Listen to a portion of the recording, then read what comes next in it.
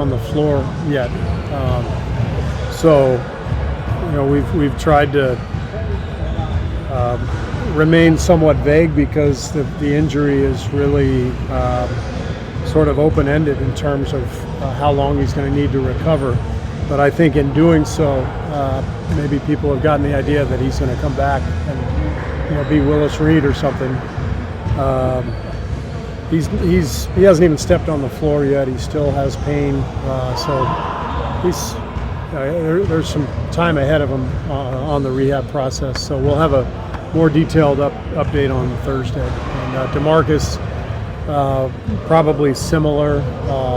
He hasn't had any live stuff on the court yet, and so he's not that close either. But hopefully another week goes by and things start to get better, and now we have a better prognosis. But at this point, we're getting ready for this series without both of them. Would you deem it unlikely DeMarcus? I mean, just the original timeline of DeMarcus would state that he's not even close as far as this series goes. Would you deem it unlikely he returns from this series?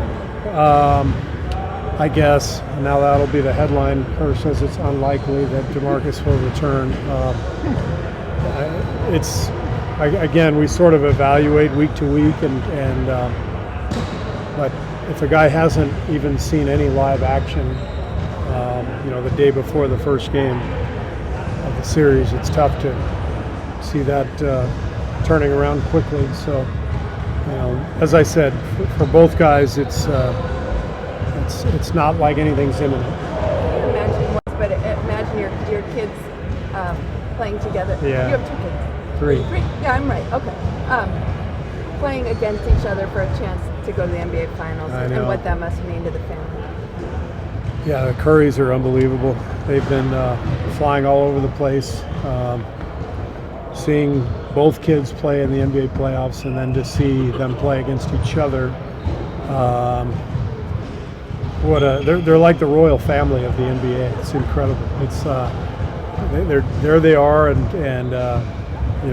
Steph and Seth both having all this success. And as parents, they must be having the time of their lives. And actually, I know they are because I've talked to them about it. Yeah. So it's what a beautiful scene, and I'm sure it'll be conflicting for them, these next couple of weeks. But what a great story. What makes the Blazers dress thin when you face them in the playoffs 2 years ago? I think the continuity, the foundation that they've built over the last 4, 5, 6 years under Terry and Neil O'Shea. It's a beautiful team to watch. They've got great chemistry. They play through adversity. They've had their share of injuries and more, and yet they've continued to succeed. They've come up in big moments and performed, and there's an energy about them that you can feel even watching them on TV. So they're a really connected together team, and they believe in themselves, and they're here for a reason. They're having a spectacular season, and they're going to give us all we can handle.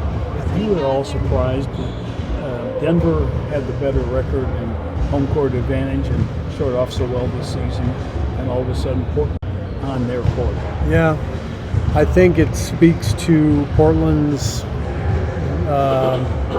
resolve and their continuity and their experience. They've been doing this for a long time now. I don't know how many years they've made the playoffs, but it's a lot. And you could tell in Game 7, you could tell the team that was more experienced. Denver, this is the first time they've been there for a long time. And but Portland, they've had the experience. It paid off for them. CJ McCollum was spectacular down the stretch. Their defense was great. So they know what they're doing. They've been here before and in the playoffs, and we've played them a couple times over the last few years. So we know their team well. They know us well. Has McCollum taken his game to another level, or has he been at this level for a while? He's always been pretty good, but he's to have the type of playoff games he's having now during this run. He's as good as he's ever been. That's for sure. What is the strength, the overall strength of Portland? How does it differ Well, they've got multiple guys who shoot threes. It's a little different team than Houston.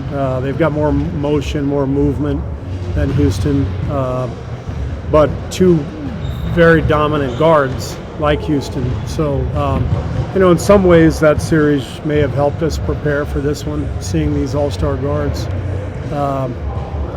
But every team is unique to itself, and they do different things, and they have different wrinkles, and you have to prepare and you have to get a feel, and you get a better feel as you go during the series. So hopefully we'll be ready to go tomorrow night and get off to a good start.